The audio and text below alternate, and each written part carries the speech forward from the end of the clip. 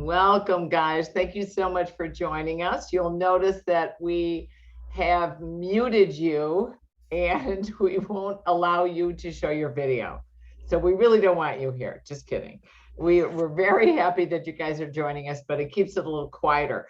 But what's wonderful is if you move your mouse and you go to the bottom of your screen, you're going to see the green share button. Go to the left of that and you see the chat box. I want you to please open your chat box. You'll probably see some stuff we might have put in there before. Please do me a favor, tell me where you're from and tell me your name. So just your city and state and your name. It would be great to hear from you guys. We love this. And we're also training you how to use the chat. So if you have questions, I want to hear from you. We really do read it. We really answer your questions. We've got people from Milwaukee, Wisconsin, from Milwaukee, from Painted Post, New York. Phyllis is from Maryland. We've got people from San Antonio, Texas, Massachusetts, California, North Carolina, South Carolina, Washington, D.C. You guys are coming from all over. We'd love to hear from you. Thank you so much for joining us. We have over 300 people that have registered for this webinar. We're going to have we figure we'll get about 80 of you folks. We've already got 71 of you on. My name is Sarah Cooperman. I'm the CEO of SCW Fitness. We have wonderful people with us tonight. We have Kelly Roberts. She leads SCW's personal training cert and active aging cert. She also just completed ACE's aging certification, which she says is wonderful. She's received all sorts of accolades, National Fitness Hall of Fame. She's certified by everybody and everything. Welcome, Kelly. We've got Evan Osar with us, and Evan is an internationally recognized speaker, author. He's got wonderful corrective exercise and functional movement information. He's written several books, and he operates the Institute for Integrative Health and Fitness Education with his lovely wife.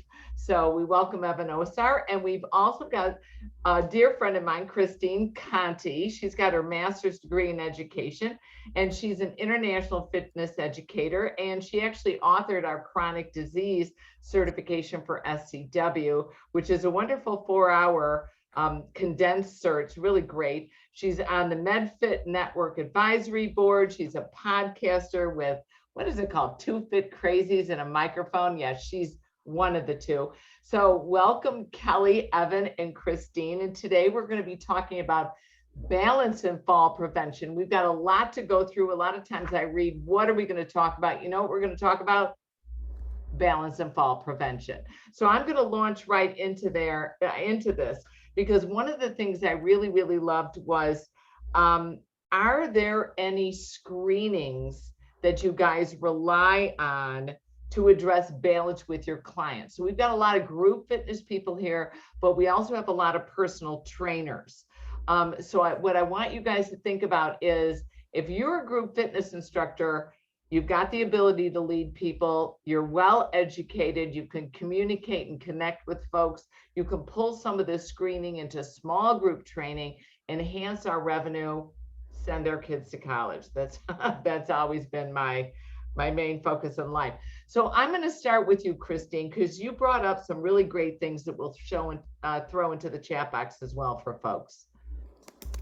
So the first thing that I want to share with all of you is that you have such power and influence over people, and you need to share some statistics. And before we came on, Kelly and Evan and Sarah and I were talking about some of the statistics that are out there that you may not know. And the one that I'm going to share with you before I give you my kind of my assessment tool is that, did you know that if someone breaks their hip by falling, that there's a 25% chance that they will pass away within 6 months. 6 months. So I just want you to think about that for a second. And what can we do? So one of the things as a fitness professional that I love to use is a program that was developed by the CDC, and it's called STEADI, STEADI. I think we're going to throw that in the chat box. And what that stands for is stopping, elderly accidents, deaths, and injuries. And it's a great screening tool. And what you can do, actually, there's a 12 question tool, like we're pulling it up, There it is. that, yeah, you can actually go to this. It's amazing, such great resources for you just to educate yourself a little bit. There is some videos that I highly recommend you take a look at. And there's some great statistics. And honestly, you can download that 12 question tool and start to familiarize yourself with that and even use that as a client intake strategy on your form. So that's just one really great resource that, do you feel unsteady when you're walking?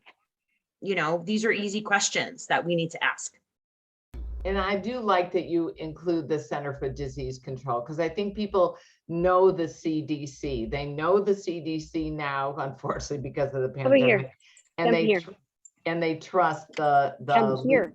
leadership from it. So that's pretty rewarding. Kelly, you use another source that you were talking about. Yeah, I do. I feel so passionate about falls. I lost my father last year to a fall. He fell in the bathroom at night, hit his head, had a brain bleed, broke his neck. 3 days later, he was dead. So fall prevention is something I feel absolutely passionate about. A statistic that I was sharing before we started was every 11 seconds an older adult is treated in an emergency room for a fall, and every 19 minutes an older adult dies from a fall. So this is a genuine problem. I use the Fullerton Advanced Balance Scale for my assessments for my one-on-one clients. Don't always have that opportunity when I'm working in groups, and at the moment the group and small group training that I'm doing is virtual with the elderly, and so not everyone has their camera on, which is very frustrating. But the Fullerton Advanced Balance Scale is a series of assessments that have been validated in science and researched, and they're fairly simple to administer. The Berg Balance Scale is also another one that Evan also was talking about. But the Fullerton Advanced Balance Scale is pretty simple to administer and pretty simple to score, so that you can come up with a really good number. I mean, really, like Christine was saying, do you feel unsteady when you're walking is probably your number one question. It's a subjective assessment, a self-assessment on how steady you're feeling, and that's always a good question to ask. In group fitness, my warm-up is my biggest assessment. I'm looking at how people are moving. I'm looking at how steady they are with weight shifts, changes of direction, and movement in general. And what we're going to do also, Kelly, and we've got Carter Anderson, who is our operations manager, who's on the call monitoring this webinar. We're going to put all these links in the with the recording, so you guys will be able to click on it, so you guys can enjoy yourself for the webinar, and then you'll know that you'll be able to get it later. So that's a really nice thing to be able to have. So Evan, how do you handle your assessments? Because I know you deal with a lot of clients through your chiropractic services, but also Sure. through your training. Yeah, for sure.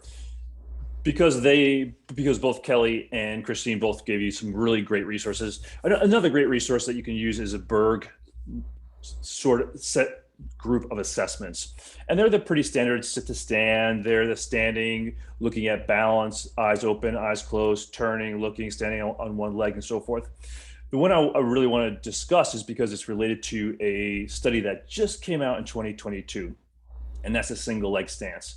And the single leg stance was shown in a recent journal of the British Journal of Sports Medicine to be a risk factor for all-cause mortality. So essentially, individuals that cannot stand for 10 seconds, a minimum of 10 seconds, which is not very long for us as health and fitness professionals. However, for some of our clients, they can't do that. It's linked to all-cause mortality. And in fact, there's a twice likelihood of dying if you cannot stand on single leg for 10 seconds. So that's really huge. And it's really important that you share this information, not to scare your clients, but to empower them, to educate them, and then ultimately empower them. Because again, similar to Kelly's father, my mother fell and she never walked again. She didn't die right away, but she never walked again. And we know that when clients don't move, they will also cognitively decline and their overall health will decline. And my mother, she went downhill very, very quickly, even though she was kept alive for quite a bit of time. So again, this is such an important topic. And to Christine, Christine's point earlier, we are the best profession. There is no better profession to work with these individuals and to train this very important aspect in our clients. We have to be the solution because there's no other profession that's doing or seeing people on a regular basis to train these things, to educate people to this level and to progress our clients. So please take this to heart. The problem is we go to see our physicians and we can see them for 7 or 8 minutes. Do you know Correct. that that's what's happening now? Correct. Because so many large businesses have purchased these private medical practices. And so you see your doctor for 7, 8 minutes once a year. And Evan, I really, thank you for sharing that article. So what that article basically said was that inability to stand on one leg for 10 seconds is linked to doubling in the risk of death. Doubling. And I think about that. And I always used to think, well, it's just strength training. It's just strength training. And I know that that helps me supposedly with my balance, but I went and was taking yoga today and I'm trying to do the tree pose and I'm looking around the room. Okay. I'm always the oldest chick in the room, right? I always am. But I was like, I'm wobbling all over the place and it's a struggle. So what do we do, Christine, to train these clients? What are some of the exercises that you're working with your clients that you feel are safe but very effective? So first, I'm going to say, Evan, Kelly, my mother fell. She was 10 feet away from me and I had to revive her. And that was about 3 years ago. And I think that from what you are all saying, I think every single one of us, whether you're affected already or you will be in the future, these are things we need to know. And again, educating ourselves is where it starts. One of the type of demographic that I work with the most are people that are afraid of falling, are people that have fallen before and may be pretty weak. Maybe they've never exercised, quote unquote, before in their life and never realized this was important until they're losing their independence. So the things that I focus on are very basic. It's your foundational movements. And this is going to be, your squats, it might not be a lunge, but just a very shallow move forward and backwards so that you're moving that hip joint. We're going to be working on our grip strength. You could be squeezing a can or just squeezing your hands. So sometimes we overthink this as fitness professionals. Oh, we should be using all these modalities and all. No, you know what we're going to do? We're just going to lift and lower our legs and do a nice slow march. Why are we lifting our leg? Because that hip flexor is what it helps us step upstairs, over thresholds, step into a bathtub. And these are the things that lead to our independence. So I like to back it up and say, what can you do that emulates what you do on a daily basis that would prevent falls? Let's start there. And okay. And Kelly, what type of exercises do you use? Do you have a simple set of 5 or do you rotate how you work with your clients? I play around a lot with base of support. So I'll use a wide stance, a staggered stance, an inline stance, the inline stance, the tandem stance, single leg stance, toe tap. So I play around a lot with stance and base of support. And then I also play around with a lot of dynamic balance. Things like tandem walking, braided walking, heel walking, toe walking, so that you're narrowing, again, base of support. Maybe use a wall for support or a chair for support for standing. A lot of lunging, different lunges, different planes of motion with lunges, coming into a tandem stance instead of a two-footed stance, or a toe tap or a heel tap in tandem, or a stalk stance, a single leg stance. So depending on the level of capacity, because we don't train and a chronological age, we train a functional age, a capacity. Depending on their capacity, then I'm going to find ways to challenge them with base of support and dynamic movement. And I really like, meeting your clients where they are. That was a statement by Evan. But Kelly, what I like is you teach group of older adults, groups and personal training. So you can do the heel taps and the toe taps and the tandem walking and the braided walking in almost a choreographed routine. I mean, not a pre-choreograph, but as you're moving. And how do we then, in a group setting, make sure that we are staying true to each and every client without the risk of injury? Well, teach it multi-level. Start off, if you're doing a side lunge to the end goal is side lunge to stalk, so a single leg stance, which is very challenging.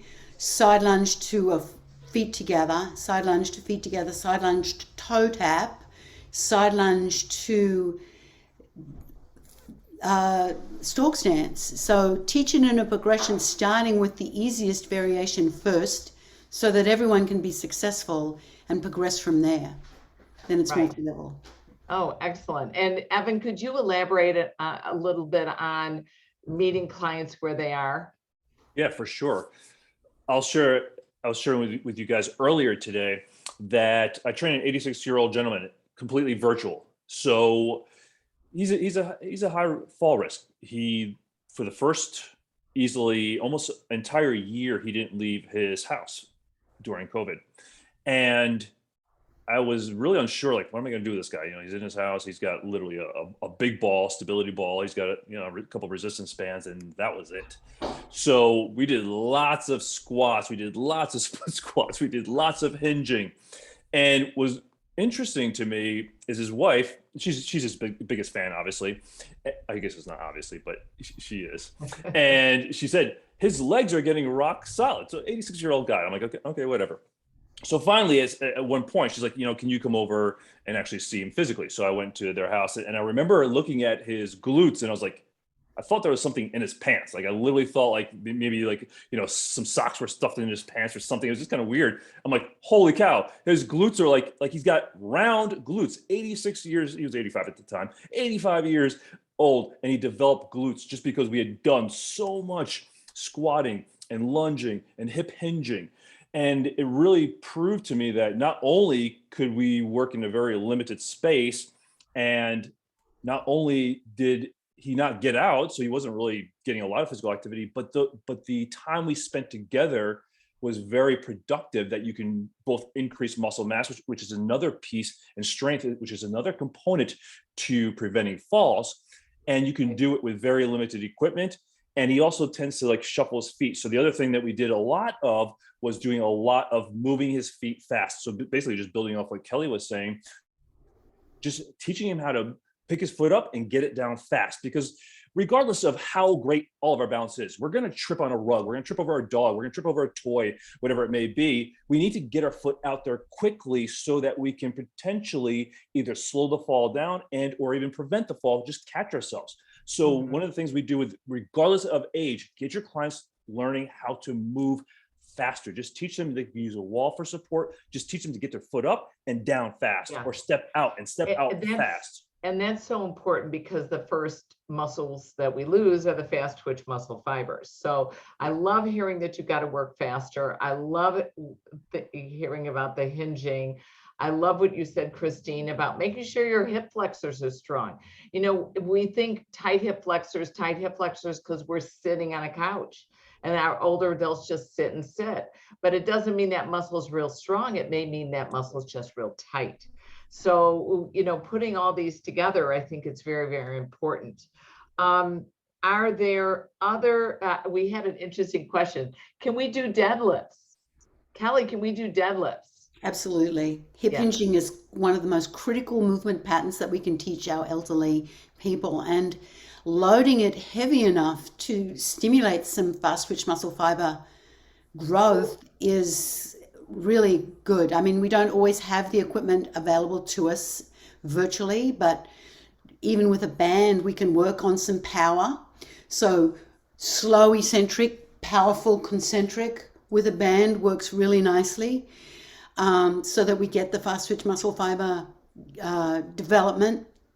And hinging is one of the movement patterns that is key for me with my clients. And you also talked about, it was interesting, we got into this little discussion before we turned the camera on. Christine was talking about a lot of her people don't want to get on the floor. And Kelly's like, all my people want to get on the floor. And I think Evan said, well, how the heck do they get up off the floor? So we have, so I'm going to start with you, Christine. How do you train your people in the chair? Like, what is your focus in that type of modality? So what's interesting, Kelly just mentioned talking about her older clients and, their hips and being tight hip flexors. You said, Sarah, I want to also say that you don't have to be older to live a sedentary lifestyle and have a really high fall risk, because your muscles are really tight and really atrophied because you're not moving. So I do want to mention that you don't have to be this frail older person to be a high fall risk. And when you're in that seated position, of course, it's ideal if we can have people stand up, because guess what? Most of the time you're falling because you're not on your feet enough and you're not practicing walking. We sit back and ask our clients to do X, Y, and Z. We need to ask them to walk first. Just walk. Because if we're not walking, we're not getting that repetitive motion of lifting up those feet and putting them down and having that stability on the ground. Your feet are your foundation. So we got a question. Michelle was talking about the most falling casualties I've had with both group fitness and one-on-one have been with a side shuffle. And so what she tells them is go slower.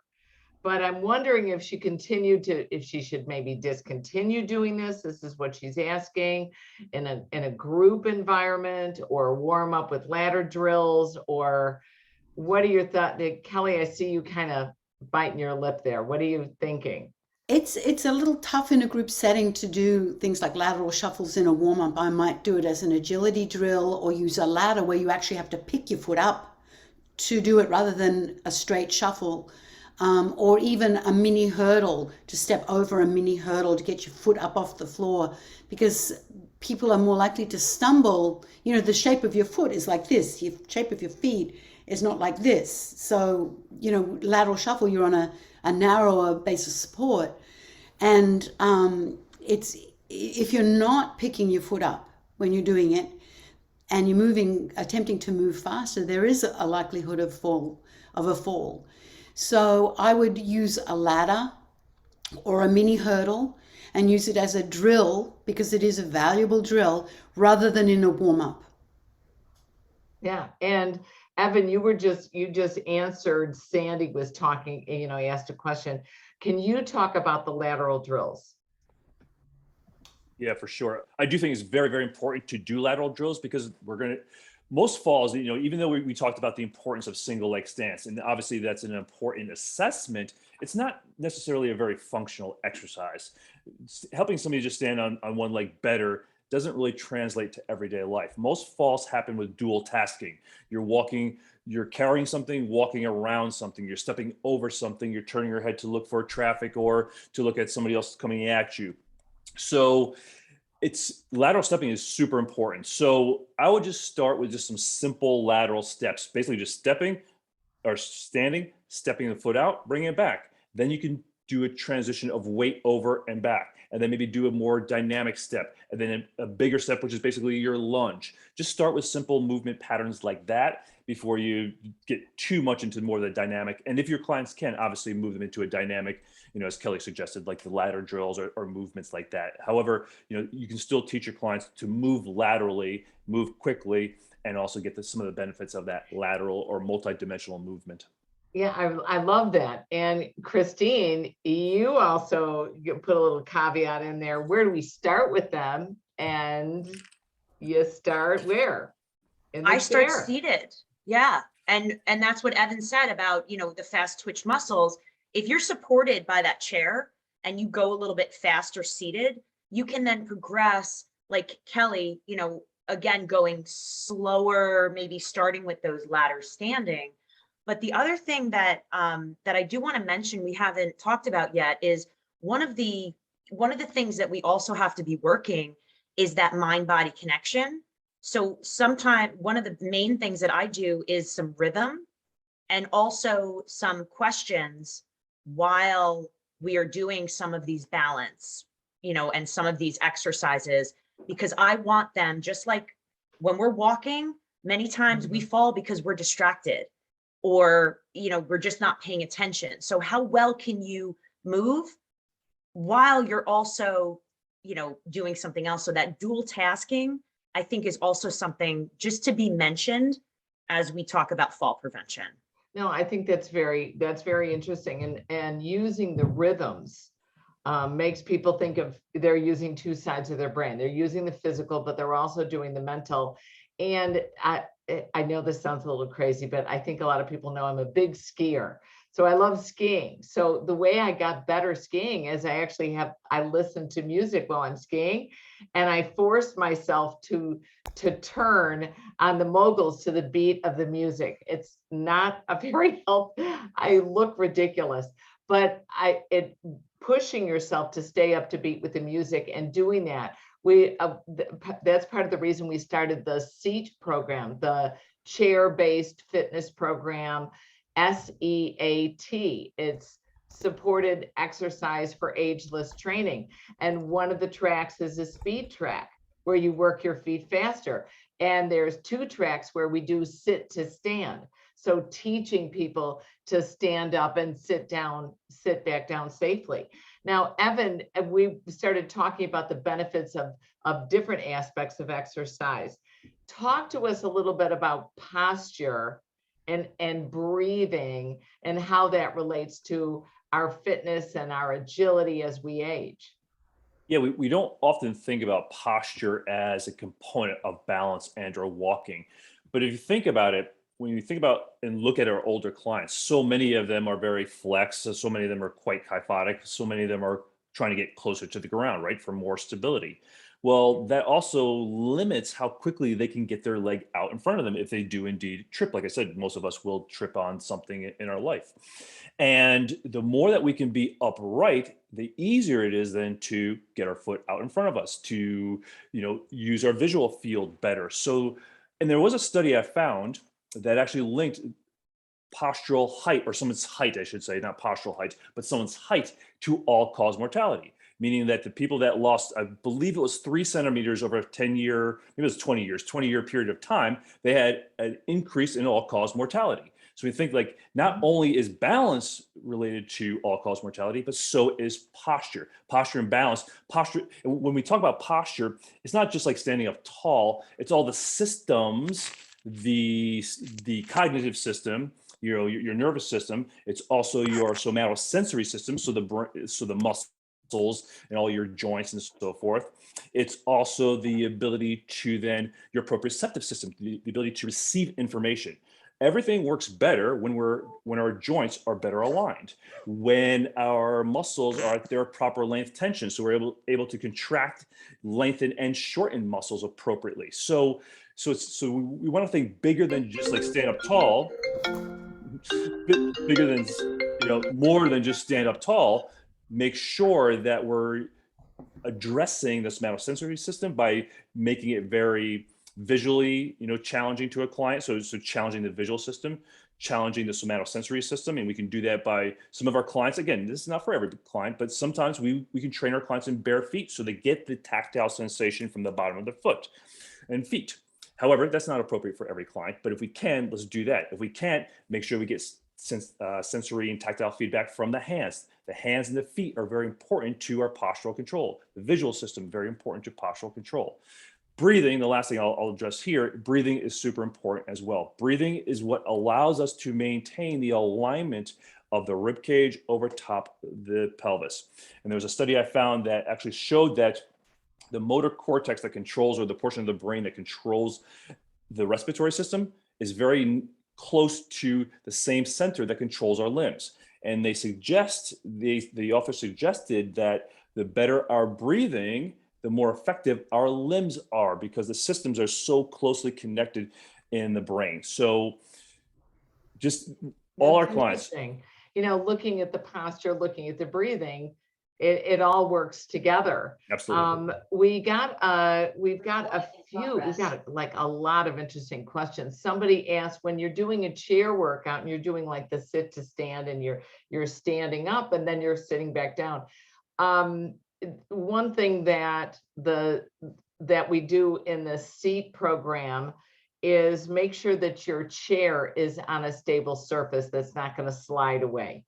So that's like the number one. So we use like a yoga mat if you're on Thank you so much for being here. if you're on a wood floor.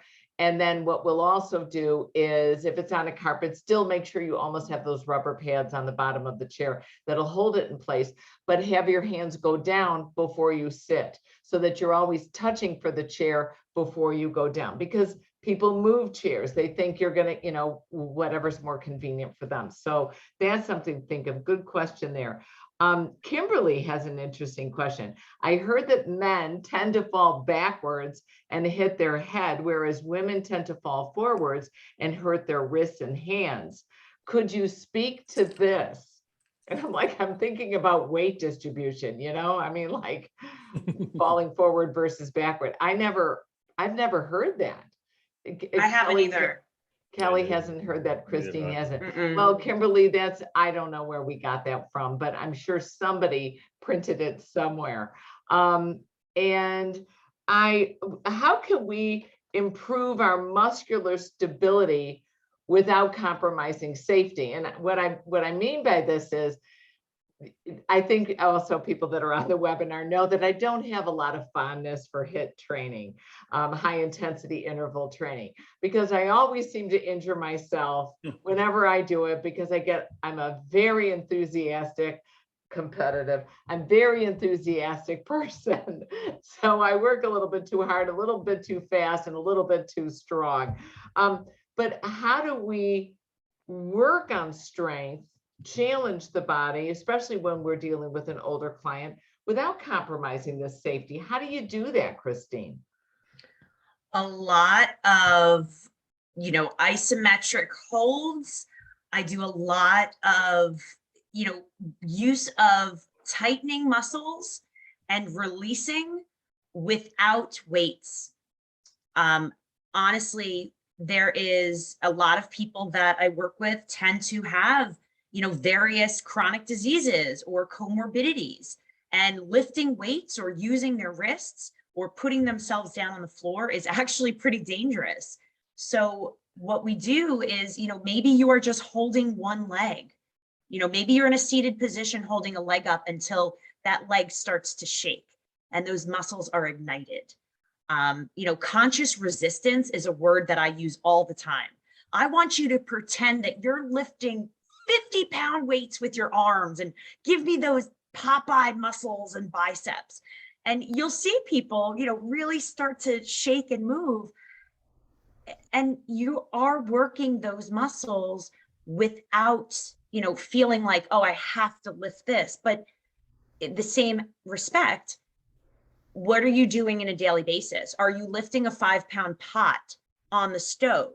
And I'll say, listen, if you want to live independently, there is some weight that you do need to load up on your muscles. You want to build your bone, you want to build muscle, you have to load your body in some way. So, right. And absolutely, we have to do that. Kelly, what are your thoughts? This is very interesting. Michelle talked about walking with her hands out of her pocket, which is key because oh my goodness, I think I was in my 40s and I was jogging, holding my cell phone, and I tripped, and God forbid I would drop the phone, right? So you know what? I ended up landing on my chin and I broke my jaw, and I was wired shut for 6 weeks. I think it was the happiest 6 weeks my 4 sons ever had.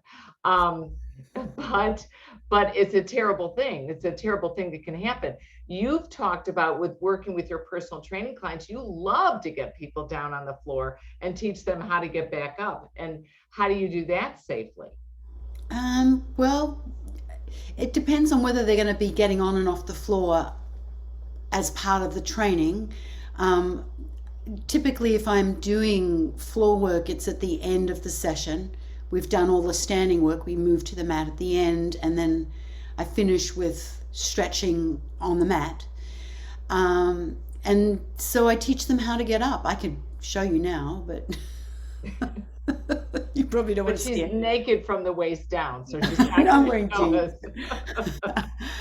But you know, I before this disappears from the chat about hands in the pocket or the shoe that thinks she has diabetes and she has some neuropathy in her feet. Neuropathy is a big problem for balance because you lack the proprioception in your feet. And so, like Evan was saying about working without shoes where it's appropriate, I think this is very helpful. If someone has neuropathy, they're presenting with diabetic or even alcoholic. I had someone who had alcoholic neuropathy. Okay, and explain neuropathy is almost like a numbness in the when your furthest feet goes to extremities. sleep. You can get it in your hands. You get it typically in your feet. Yeah, you can get it from Parkinson's as well. You can get Parkinson's chemotherapy. Yeah, a lot of results. Also from chemotherapy. So yeah, you can get there's a lot of different types of neuropathy, but basically what it is, you lose feeling. So you're losing the proprioception. If you can't feel your feet, you become a much greater falls risk when you have neuropathy. So anything that helps bring sensation to the feet is very helpful. I use a power plate, or I was using a power plate quite a bit with one of my clients who had neuropathy in his feet from Parkinson's, and I found that to be very helpful. That's great. That's great. That really does help. What everyday items can we use to improve balance? Or I love, Evan, when you talked about using the ladder or having people gently, or maybe it was Kelly who said step over hurdles. But are there other things that can improve balance that we can use virtually with our clients? Yeah, for sure. I think, you know, we sometimes want to make things so complicated, and Christine, I think you addressed this as well. Just keep things simple. Like for a lot of our clients, I don't like to use a chair to hold onto because clients tend to lean down onto the chair. So use the wall. The wall actually supports through the hands, supports through the shoulders, and encourages the individual to be more upright. So use the wall when necessary. If you need a chair and that's all you have, use the chair, but try to use the wall. You know, use just simple devices around your house or the client's house or your facility just to have them step over, you know, big enough that they can see them, and so they can work on picking their foot up. So if you don't have hurdles, just use things like, you know, a pillow or a box. Just use things around the house, just simple activities like that. You know, I saw Christine put in the chat box that you can use soup cans and pots and things like that. Just use the apparatus that you have. You know, you don't need a lot of fancy equipment. It's nice to have, but it's not a need to have sort of activity or items. Yeah, that's great. Christine, you want to elaborate on that a bit? I think that looking around the house and beyond, what do you do on a daily basis? What is it? Is it, you know, is there a bathtub you use? Is there is there something you need to step over in, you know, a threshold in certain rooms? I love to tell people to get to do you have a stair? Do you have a step? I want you to get to that step and just step up and down for a minute. Use your right leg, use your left leg. And these things seem so simple, yet the sit to stand you should actually be able to perform a sit to stand 10 times within 30 seconds is one of the assessments for people. And it is something that is constantly overlooked because people will stand up and they're grabbing onto things. I want you to sit to stand without having to push yourself up. And again, not having that arm strength even to push yourself up. Or, you know, I tell people, how often have you almost fallen, but you caught yourself? Well, because we have some arm strength, some wrist strength, some grip strength. We've got to work on these very basic things because I don't want you to fall at all. And you know, and then we go from there. And if somebody does fall, how are you rehabbing them, Evan? Yeah, that's a great question.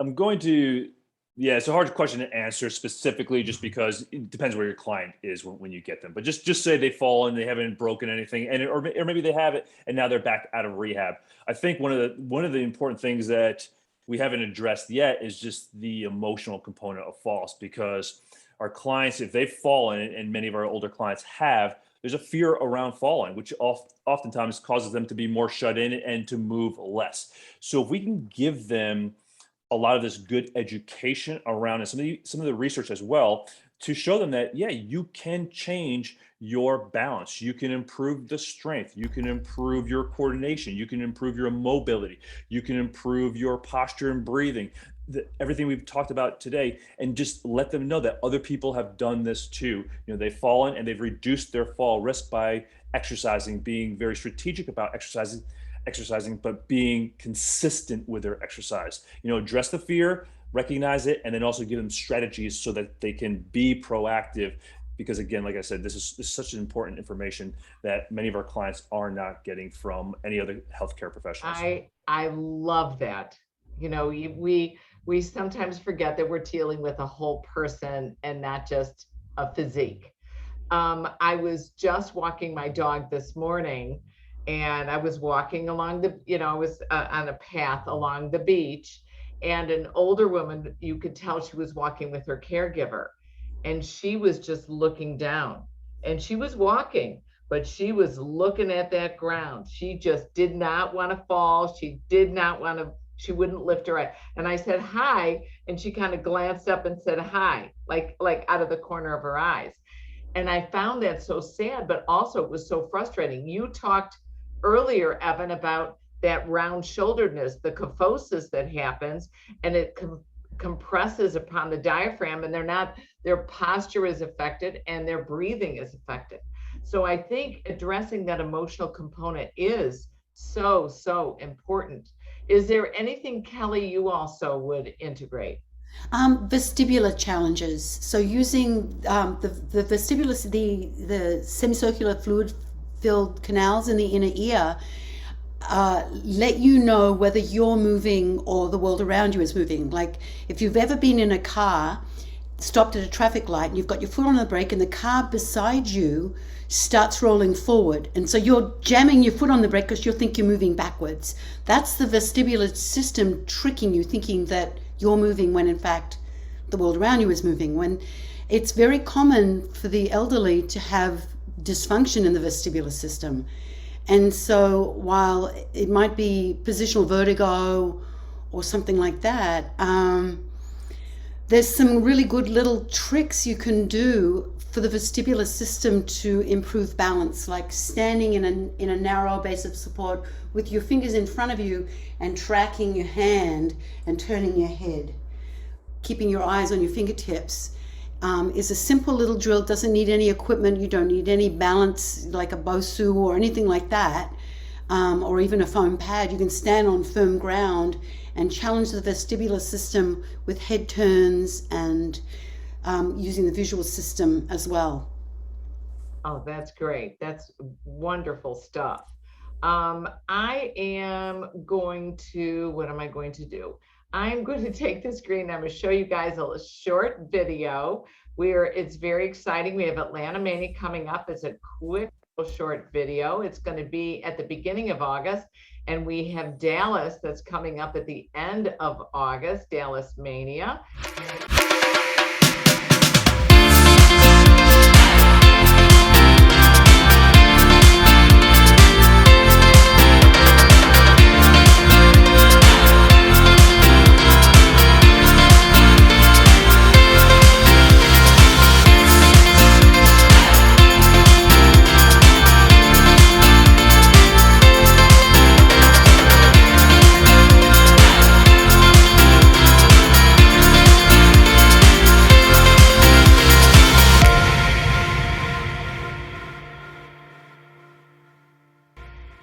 exciting. August 5th through 7th in Atlanta, which is so wonderful. And we just launched our nutrition and coaching summit, which is actually September 17th. And the site will open tomorrow.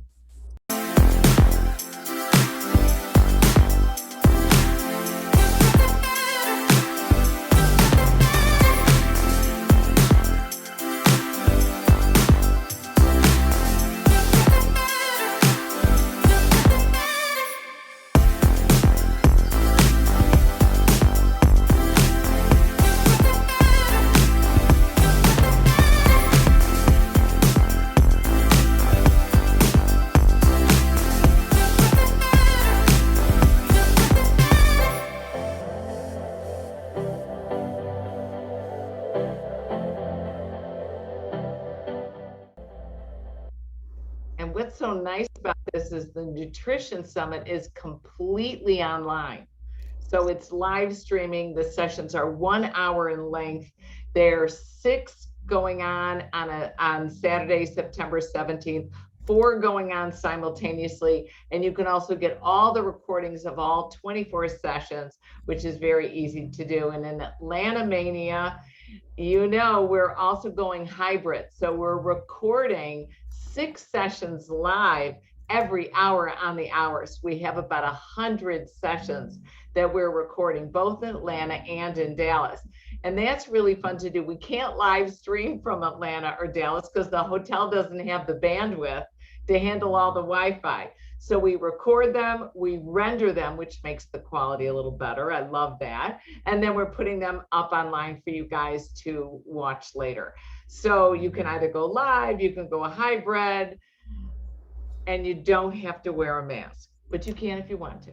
All right, guys, I really want to thank Evan. I want to thank Kelly. I want to thank Christine. This has been one of my favorite webinars. You guys are a wealth of knowledge. Thank you all for joining us. And thank you, Carter, for running this. And I look forward to seeing your smiling face in person at one of the upcoming manias. So thank you, everybody. Have a good night.